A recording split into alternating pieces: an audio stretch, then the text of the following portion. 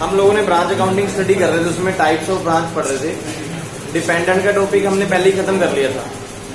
Dependent branch कौन सी होती है वो हमने पहले पढ़ लिया था। इसके बाद हमारा जो टॉपिक है ब्रांच अकाउंटिंग 2 में इंडिपेंडेंट ब्रांच। इंडिपेंडेंट ब्रांच क्या होती है? जो किसी के ऊपर डिपेंड नहीं होती, सारा कुछ अपना काम खुद ही करती है। हाँ जी भाई, चुप हो जाओ, आप लोगों की क्लास खत्म है, आप बैठिए आराम से, कोई बात नहीं, लेकिन शोर नहीं चाहिए।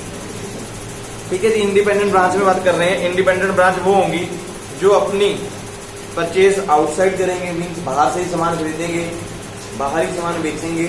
उनको किसी भी ब्रांच के ऊपर डिपेंड होने की जरूरत नहीं पड़ती, सारा का सारा अकाउंट्स वो खुद ही मेंटेन करते हैं। इस तरह की ब्रांच को हम बोलते हैं इंडिपेंडेंट ब्रांच अकाउंटिंग। इन लिखा है procedure for maintaining accounts of independent branch. Independent branch होती है अपने अकाउंट्स को कैसे मेंटेन करते हैं? Independent branch head office accounts के नाम से जानी जाती है।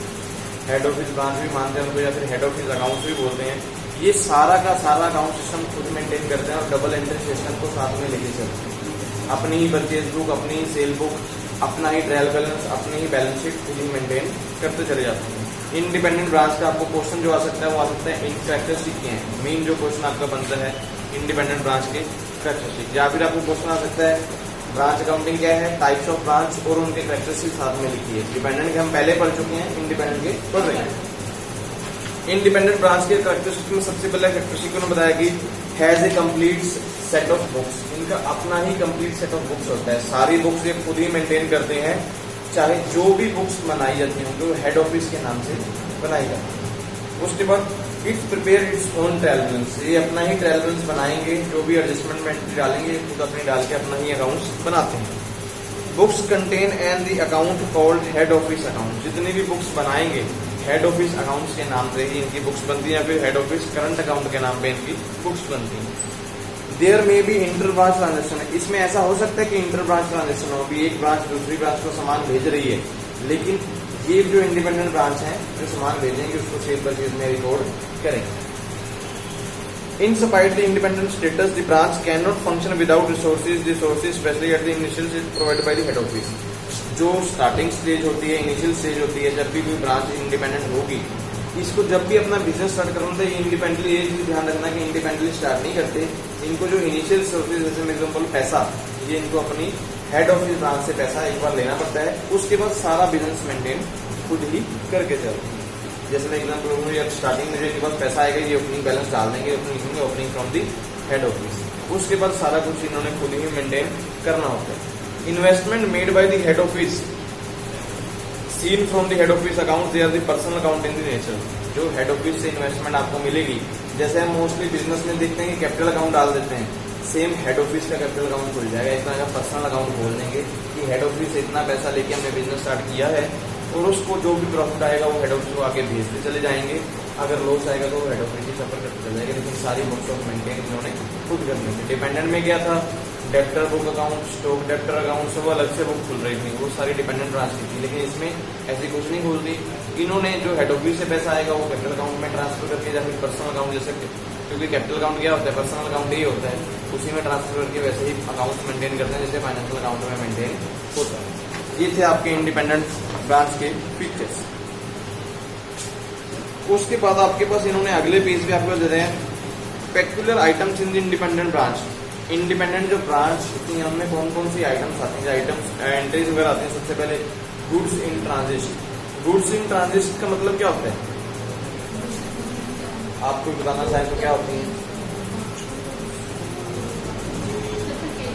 कैसे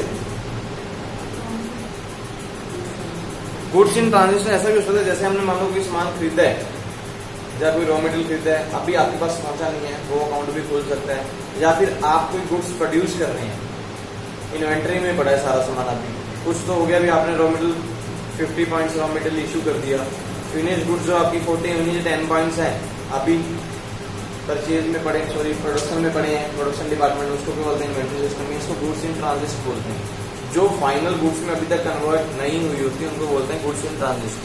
दूसरा आता है कैश इन ट्रांजिट। आपने गुड्स प्रोड्यूस कर ली, बेच भी दी, पैसा भी आपके पास नहीं आया, या फिर किसी बंदे ने आपको चेक इशू कर दिया, अभी पैसा अकाउंट में नहीं आया, तो ऐसी चीजों को क्या बोलते हैं, cash in transit. Head office expensive chargeable to the branch. जो भी हेड ऑफिस के खर्चे होंगे वो ब्रांच में चार्ज होते हैं, क्योंकि जब आपने पैसा लगाया है, हेड ऑफिस ने आपको पैसा लगा के दिया है, आप बिजनेस में मोस्टली करते हैं, जो कैपिटल वाला पर्सन होता है वो क्या करता है, बिजनेस में से पैसे लेके जाता रहता है, कुछ खर्चे वो बिजनेस के लिए करता है, तो हम अकाउंट्स में मेंटेन करते हैं। सेम हेड ऑफिस के भी जो खर्चे होंगे वो मेंटेन इसमें किए जाएंगे। उसके बाद depreciation on branch fixed asset account maintain by head office.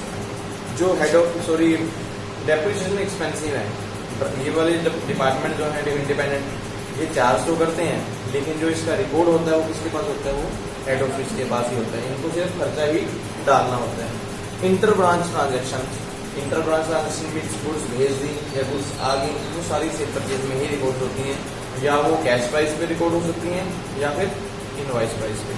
Cash होती है जिसने में सामान आया उतने में ही भेज दिया, इनवॉइस प्राइस होगी जो आया उसके ऊपर कुछ हमने प्रीमियम ऐड करके, कुछ ना कुछ प्रॉफिट ऐड करके जब आगे भेज देती है। उसके बाद आते हैं consolidated financial statement. Consolidated financial statement का मतलब जब हम सारी स्टेटमेंट को इकट्ठा करके बनाते हैं, ट्रेडिंग अकाउंट, उसके बाद profit and loss, balance sheet हम खुद अपनी बनाते हैं, इसको फाइनेंशियल स्टेटमेंट बोलते हैं। कंसोलिडेशन इन ब्रांच अकाउंट। कंसोलिडेशन इन ब्रांच अकाउंट का मतलब क्या होगा, जितनी भी ब्रांच खुली हुई है, इंडिपेंडेंट ब्रांच तो अपना बनाएगी, लेकिन जब हेड ऑफिस सभी अकाउंट्स को कंसोलिडेट कर देता है, मान लो अलग अलग ब्रांच के जो डेप्टर हैं एक जगह इकट्ठे कर दिए, अलग अलग ब्रांच के जो क्रेडिटर अलग इकट्ठे हो गए, जो कैपिटल दिखाई है वो एक जगह इकट्ठी होगी, इसको कंसोलिडेशन बोलते हैं। कि सभी ब्रांच के अकाउंट्स को जब इकट्ठा किया जाता है उनको कंसोलिडेशन ब्रांच अकाउंट बोलते हैं। देखो उन्होंने लिखाया भी आपके पास, दो ब्रांच है उनको कंसोलिडेट करके एक फाइनेंशियल स्टेटमेंट बनाएगी। मतलब दोनों ने अपनी ब्रांच बनाई, डिपेंडेंट ने अलग से रिपोर्ट बना हुआ है, इंडिपेंडेंट का अलग से, जब दोनों को इकट्ठा कर दिया तो कंसोलिडेट हो जाता है। Which documents required for the consolidation of the financial statement? Financial statement को कंसोलिडेट करने के लिए कौन से डॉक्यूमेंट्स की जरूरत पड़ती है? सबसे पहले एग्जांपल के तौर पे जो भी कंपनी का ट्रेडिंग अकाउंट होगा, प्रॉफिट एंड लॉस होगा, बैलेंस शीट होगा, इन चीजों की जरूरत पड़ती है, तभी जाके कंसोलिडेशन होगा। ट्रेडिंग अकाउंट जो भी डिपेंडेंट का होगा, इंडिपेंडेंट का होगा, इकट्ठा कर दिया जाएगा, कंसोलिडेट हो जाएगा, एक ट्रेडिंग अकाउंट बन जाएगा। उसके बाद प्रॉफिट एंड लॉस को इकट्ठा करेंगे, एक जगह में प्रॉफिट आ जाएगा, बैलेंस शीट फिर ऑटो मोड पे दोनों की बराबर आ ही जाएगी। लास्ट में जाके ऑडिट रिपोर्ट बनती है, वो दोनों की कंबाइन में बनती है, जो ऑडिटर आएगा वो इकट्ठा ही एक बार में ऑडिट करता है। इसके बाद ये बता रहे हैं incorporation of branch trial balance in head office books. जो ब्रांच का ट्रायल बैलेंस होता है उसको कहता है कैसे इनकॉर्पोरेशन। ट्रायल बैलेंस तो वैसे ही बनना है, जो भी इंडिपेंडेंट ब्रांच होगी अपने सभी जो डेबिट लेजर के अकाउंट्स हैं वैसे ही बनाएगी। ट्रायल बैलेंस में कुछ भी चेंजेस नहीं होते। मैं एग्जांपल दूं, जितना अकाउंट्स में काम होता है इंडिपेंडेंट ब्रांच वाले सारा काम वैसे ही करते हैं। इसके लिए हमें कोई प्रैक्टिकल क्वेश्चन वो इसमें पेपर में नहीं देने वाले, जिसके डिपेंडेंट के लिए आपको देंगे या इंडिपेंडेंट के लिए, सिर्फ टॉपिक ही पूछने वाले हैं। डिपेंडेंट ब्रांच क्या है, इंडिपेंडेंट क्या है। डिपेंडेंट ब्रांच वाले अपना बुक्स ऑफ अकाउंट्स कैसे मेंटेन करते हैं और इंडिपेंडेंट वाले कैसे मेंटेन करते हैं। इंडिपेंडेंट वाले सेम वैसे ही अपना बनाएंगे सब कुछ, डिपेंडेंट वाले सब कुछ अपना नहीं बनाते, वो ब्रांच अकाउंट के नेम पे मेंटेन होता है। ब्रांच डेप्टर अकाउंट, ब्रांच के स्टॉक अकाउंट, जो भी कुछ है उनके वैसे ही मेंटेन होते चले जाते हैं। ये था आपका जो टॉपिक इंडिपेंडेंट ब्रांच का हुआ खत्म। बहुत छोटा सा टॉपिक था, इसमें ज़्यादा हमारे लिए कुछ करने वाला नहीं।